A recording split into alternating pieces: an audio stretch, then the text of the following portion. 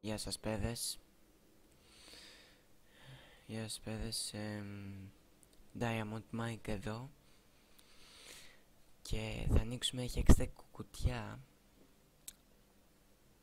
3 hextech κουτιά. Okay. Μου έχει τύχει εδώ δύο skins, Fnatic Gragas και Chase Bright Thamer. Και πάμε να ανοίξουμε 3 κουτιά. Ξεκινάμε. Open.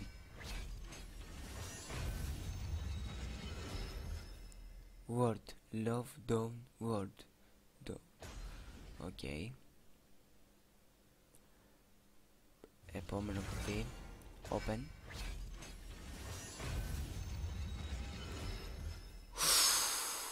Lunar Wraith Caitlyn.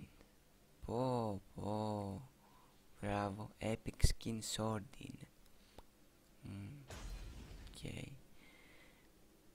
Οκ. Δεν έχουμε άλλο κουτί.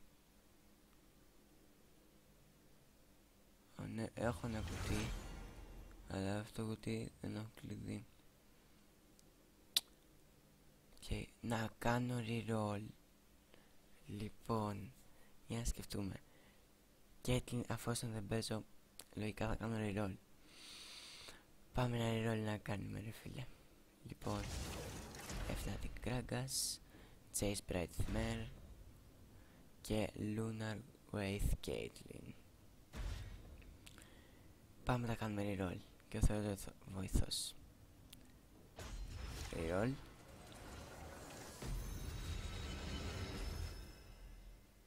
Dragon Slayer Jarvan. Οκ. Skin permanent. Το ξεκλειδώσαμε αυτό το skin.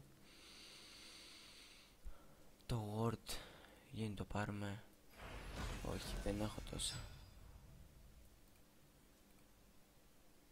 Καλά, το word το κρατάμε. Λοιπόν, αυτό ήταν το βίντεο. Ένα like, ένα subscribe, ένα comment, ό,τι θέλετε από αυτά. Τα λέμε στο επόμενο βίντεο.